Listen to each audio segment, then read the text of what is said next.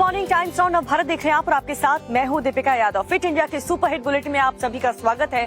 शुरुआत हम करने वाले एक अहम खबर के साथ जिसमें आंध्र प्रदेश से बड़ा हादसा सामने आया है। उसकी खबर आपको बताएं, जहां दो ट्रेनों का आपस में भिड़ंत हो गई। दो ट्रेन आपस में टकरा गई और उसके बाद 9 लोगों की मौत और 40 लोग घायल बताए जा रहे हैं। लेटेस्ट अपडेट क्या है इस रिपोर्ट में देखिए।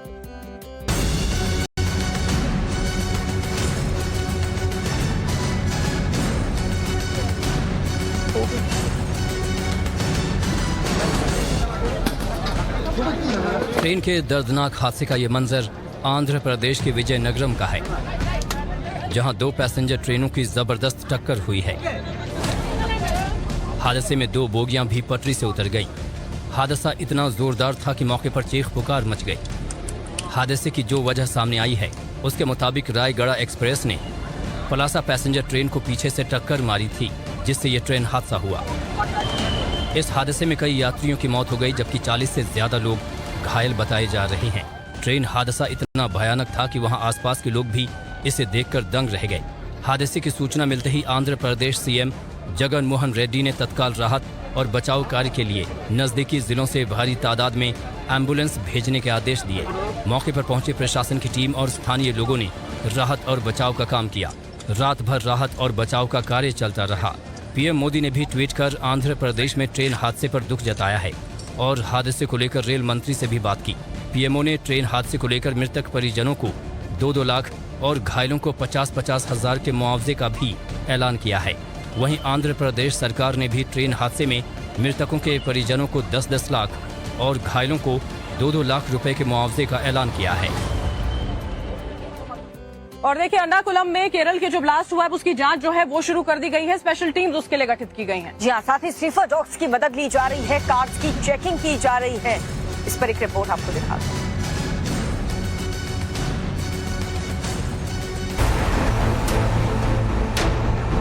गौर से देख लीजिए इस तस्वीर को। एनएसजी की टीम एक्शन में है। पार्किंग में खड़ी एक-एक गाड़ियों की जांच कर रही है। स्नीफर डॉग्स की मदद से एक-एक गाड़ियों को पूरे तरीके से खंगाल रही है। साथ ही सभी गाड़ियों की पहचान की जा रही है। केरल के एर्नाकुलम में हुए बम धमाके के बाद दिल्ली के एनएसजी की एक स्पेशल टीम एर्नाकुलम पहुंची और आनन फानन में एक्शन में जुट गई। ये तस्वीरें उसी एक्शन की हैं। बता दें कि एर्नाकुलम में रविवार को सिलसिलेवार तरीके से 3 बम धमाके हुए। इसमें 2 लोगों की मौत हो गई, जबकि 50 लोग घायल हुए हैं। इसमें से 5 की हालत गंभीर है। हमले के बाद डोमिनिक मार्टिन नाम के एक शख्स ने पुलिस के सामने सरेंडर कर हमले की जिम्मेदारी ली है। आरोपी ने केरल के त्रिशूर जिले में पुलिस के सामने सरेंडर कर दिया और दावा किया कि उसने प्रार्थना सभा स्थल पर बम रखा था। हालांकि पुलिस अभी इस बारे में कुछ भी ज्यादा जानकारी देने से बच रही है। केंद्रीय मंत्री राजीव चंद्रशेखर ने इस ब्लास्ट को केरल में हुए एक विरोध प्रदर्शन में हमास नेता के वर्चुअल भाषण से जोड़ा है। 2 दिन पहले ही केरल के मल्लापुरम में फिलिस्तीन के समर्थन में हुई रैली को हमास के आतंकी ने वर्चुअली संबोधित किया था। शुरुआती जांच में पता चला है कि कलामा सीरिया क्षेत्र में कन्वेंशन सेंटर में विस्फोट एक आईईडी के जरिए किया गया था। हैरानी की बात यह भी है कि इजराइल हमास की जंग के विरोध में हुए प्रदर्शन में शामिल होने केरल के सीएम पिनराई विजयन जब दिल्ली में थे, ठीक उसी वक्त केरल में ये धमाका हुआ।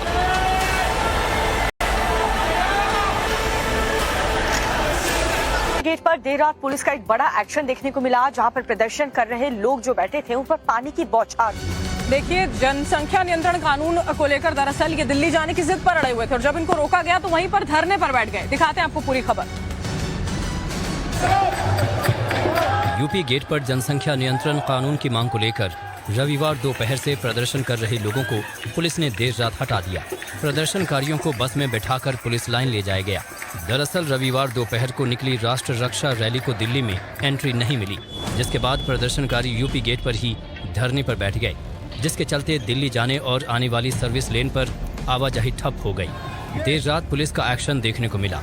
धरने पर बैठे लोगों पर वाटर कैनन का इस्तेमाल किया गया। सड़क पर रखे बिस्तर पुलिस की तरफ से हटा दिए गए, जिसके बाद आवाजाही सुचारू रूप से शुरू हो सकी। हालांकि प्रदर्शनकारियों को हटा दिया गया है, लेकिन एहतियात के तौर पर पुलिस बल की अब भी तैनाती देखने को मिल रही है। फिलहाल दिल्ली से गाजियाबाद आने और गाजियाबाद से दिल्ली जाने की तरफ का ट्रैफिक खोल दिया गया है।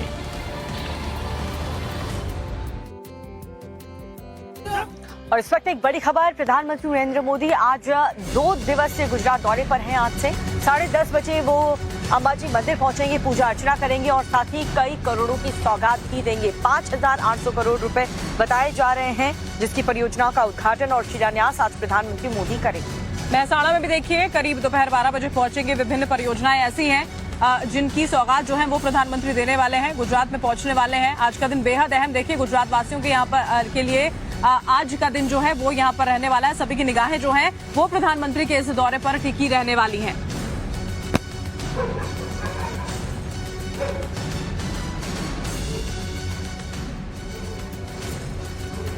और ग्रेटर नोएडा के बाद जो अलग अलग खबरें आ रही हैं, देखिए वो भी आपको बताते हैं। अब खबर जो है वो गाजियाबाद से आई है। पुलिस ने एक स्नैचर को धर दबोचा है। जी हाँ, और साथ ही इस घटना में कीर्ति सिंह नाम की लड़की की मौत भी हो गई है। पुलिस ने घटना में शामिल हुए लुटेरे को एनकाउंटर के बाद गिरफ्तार कर लिया।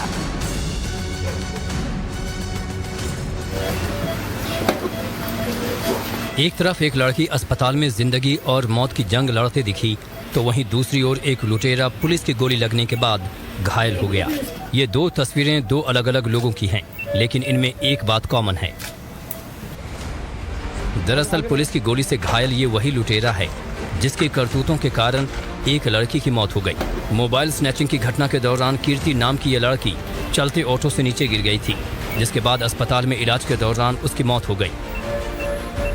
पुलिस से घर जा रही थी ऑटो से अपनी फ्रेंड के साथ, उसका दीक्षा नाम है, और वो मतलब कोने पे ही बैठी थी और उसका में फोन था।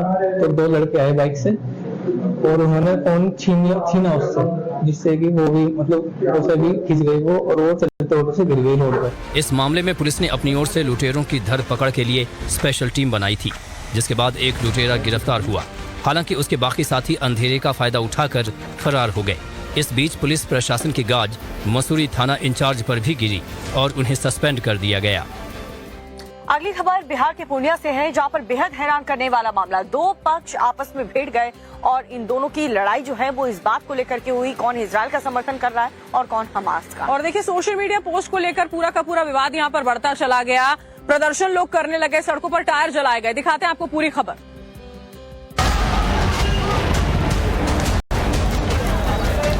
जोरदार हंगामा मचा है।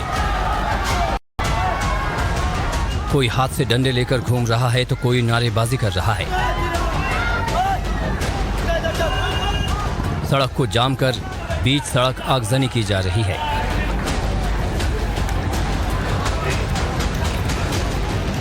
लोगों के गुस्से की यह तस्वीर बिहार के पूर्णिया से सामने आई है, जहां एक सोशल मीडिया पोस्ट के बाद 2 गुट आपस में भिड़ गए और फिर जो तस्वीर सामने आई वो कुछ इस तरह की दिखी।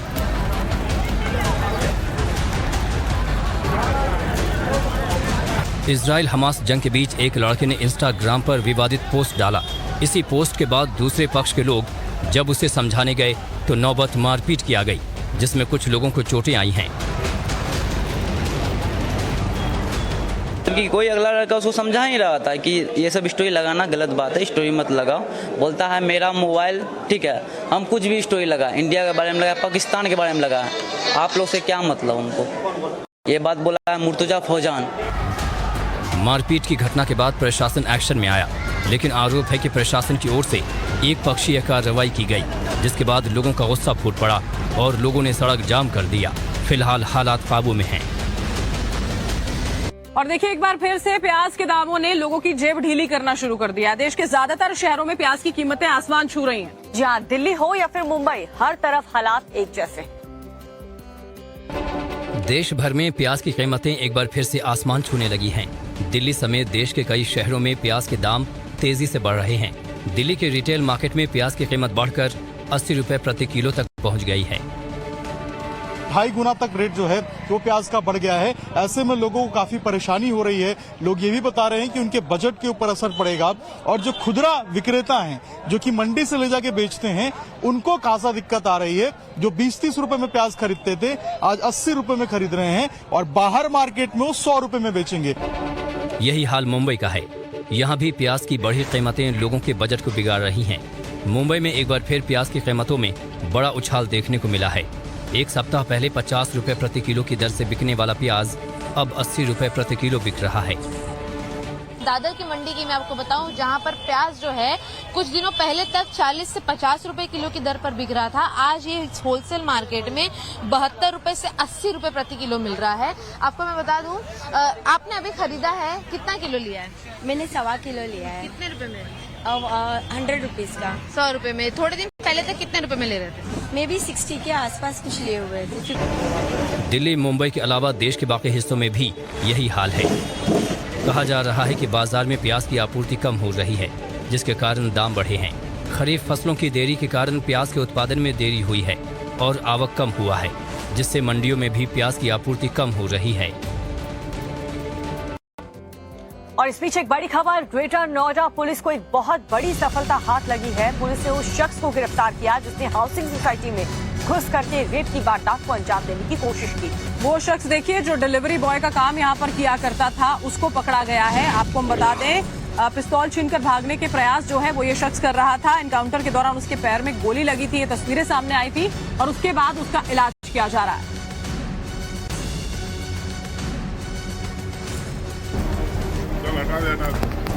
पुलिस गोली से घायल हुए इस शख्स पर एक हाउसिंग सोसाइटी में घुसकर एक लड़की से रेप की कोशिश का आरोप है। एफआईआर दर्ज करने के बाद पुलिस ने जब आरोपी को गिरफ्तार किया तो आरोपी दरोगा की पिस्टल छीनकर भागने की कोशिश की। इस बीच पुलिस के साथ उसकी मुठभेड़ हुई, जिसमें आरोपित सुमित शर्मा के पैर में गोली लगी। फिलहाल उसे इलाज के लिए नजदीकी अस्पताल में भर्ती कराया गया है। आरोपी जब उनके पास पहुंचा तब उसकी जो मुठभेड़ है वो हुई और उसमें उसे गोली लगी। उसके बाद पुलिस ने उसे अब गिरफ्तार कर लिया है। जिस तरीके से महिला सशक्तिकरण को लेकर उत्तर प्रदेश में अपराध पर लगाम लगाने की कोशिश की जा रही है, उस पे ये एक बड़ा कदम माना जाता है। बता दें कि 27 अक्टूबर को ग्रेटर नोएडा वेस्ट की इको विलेज 1 सोसाइटी में डिलीवरी बॉय ने एक युवती से दुष्कर्म की कोशिश की थी। इस दौरान उसने असफल होने पर युवती से मारपीट की। बड़ी बात यह है कि घटना को अंजाम देकर आरोपी मौके से फरार हो गया था, जिसके बाद से पुलिस उसकी धरपकड़ में जुटी थी। और अब बढ़ते हैं आगे, आपको राजस्थान के कोटा लिए चलते हैं, जहां पर चुनावों से ठीक पहले सियासी सरगर्मियां बहुत तेज हैं। जी हाँ, यहाँ पर बीजेपी के पूर्व विधायक ने पहले तो एक मीटिंग बुलाई और मीटिंग में एक ऐसा ऐलान किया जिसको लेकर के चर्चा काफी हो रही है। सामने समर्थकों की टोली बैठी है और बीजेपी के पूर्व विधायक उनसे रूबरू हो रहे हैं। बातचीत करना तो ठीक था, लेकिन बीजेपी के पूर्व विधायक भवानी सिंह रजावत ने समर्थकों के सामने ही नामांकन भरने की घोषणा कर दी है, वो भी तब जब टिकट का ऐलान तक नहीं हुआ है। 1 तारीख का मुहूर्त निकला नामांकन का, तो 1 तारीख को मैं नामांकन भरूंगा। आज आपको इसलिए मैंने बुलाया। राजस्थान में बीजेपी कई पूर्व विधायकों का टिकट काट सकती है, कई नए चेहरों को मौका दे सकती है। ऐसे में लाडपुरा विधानसभा से बीजेपी के पूर्व विधायक भवानी सिंह रजावत ने टिकट के ऐलान से पहले ही साफ कर दिया है कि वो 1 नवंबर को नामांकन दाखिल करेंगे। रजावत का ये ऐलान राजनीतिक गलियारों में चर्चा का कारण बना हुआ है।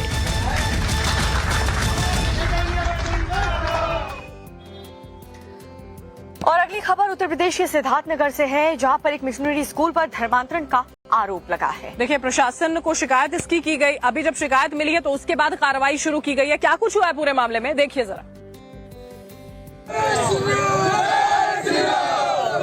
यूपी के सिद्धार्थनगर में हिंदू युवा कार्यकर्ताओं का ये विरोध प्रदर्शन धर्मांतरण के विरोध में है। हिंदूवादी संगठन के युवा कार्यकर्ताओं का आरोप है कि बांसी थाना क्षेत्र के Catholic missionary English medium school में ईसाई मिशनरी के जरिए रविवार को प्रार्थना सभा में गरीब लोगों का धर्म परिवर्तन कराने का खेल चल रहा है। हिंदू समाज को बरगलाने का काम, धर्म परिवर्तन कराने का काम यहाँ पर किया जा रहा है भारी पैमाने पर। ये बहुत ही गंभीर विषय है। हम लोगों ने प्रशासन से कार्रवाई के लिए मांग किया है, लिखकर ज्ञापन दिया है। हालांकि कैथोलिक मिशनरी के स्कूल प्रिंसिपल से जब आरोपों के बारे में पूछा गया तो उनका जवाब भी सुन लीजिए। हम जीवित परमेश्वर यीशु जी का प्रचार यहाँ करते हैं, जिन्होंने इंसान को शराब से, व्यभिचार से और घूसबाजी से और कई गंदे गांवों से छुड़ाने वाला प्रभु यीशु है। उन्हीं के बारे में हम यहाँ बताते हैं। उनकी पूजा पाठ जरूर इतवार को यहाँ प्रार्थना सभा चलती है। हिंदूवादी कार्यकर्ताओं ने धर्मांतरण के खिलाफ एसडीएम को शिकायत पत्र दिया है और इसके खिलाफ कार्रवाई की मांग की है। जैसा बाकी लोगों का दोष है, ये एलिगेशन है कि वहाँ पे धर्म परिवर्तन वगैरह कर रहे हैं, तो उसकी विस्तृत जांच की जाएगी। उसके बाद जो भी कार्रवाई होगी करी जाएगी। फिलहाल हंगामा और आरोपों को देखते हुए प्रशासन भी इस मामले की जांच में जुट गया है। प्रशासन का रुख साफ है कि अगर ईसाई मिशनरी द्वारा प्रार्थना सभा के जरिए धर्मांतरण के आरोप सही पाए गए तो एक्शन जरूर लिया जाएगा। अब बात ज्ञानवापी की करते हैं, जिसको लेकर एक लड़ाई कोर्ट के अंदर चल रही, तो एक लड़ाई कोर्ट के बाहर भी लगातार जारी है। लोगों को जागरूक करने के लिए अब जन उद्घोष संस्थान ने इसकी एक प्रदर्शनी लगाई। जी हाँ, इस प्रदर्शनी में जो साक्ष्य लगाए गए हैं उसको लेकर के क्या क्या दावे किए जा रहे हैं वो दिखाते हैं आपको। ज्ञानवापी मस्जिद का मामला अभी कोर्ट में है। एसआई सर्वे भी लगभग हो गया है, लेकिन अब ये लड़ाई अलग तरह से भी लड़ी जा रही है। ज्ञानवापी मंदिर था, इसे लेकर लखनऊ में जन उद्घोष संस्थान ने एक प्रदर्शनी लगाई। इस प्रदर्शनी के तहत ज्ञानवापी मंदिर का मॉडल और मस्जिद में मिले हिंदू प्रतीक चिन्हों को प्रदर्शित किया गया है। यहाँ तक कि जिसे फव्वारा बताया जा रहा है उस आकृति को लेकर भी जन उद्घोष संस्थान द्वारा अपने दावे में प्रमाण पेश किए हैं।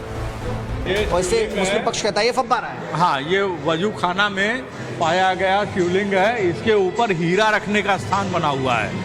ये हीरा रखने का स्थान है। ये अभी हमारा जो मंदिर का आप मॉडल देखेंगे, मॉडल के अंदर झांक करके देखेंगे तो शिवलिंग के ऊपर हीरा। इसमें ये कलाकृति क्या है? ये जो कट लगे हुए हैं, ये हीरा रखने के लिए बनाया गया था। गोलकुंडा की खादान से हीरा मिला था, तो वो हीरा जो है शापित था, वो हर जगह नहीं लोग पचा पाते थे। तो लोगों ने बताया, विद्वानों ने, कि शंकर जी ही इसको पचा सकते हैं।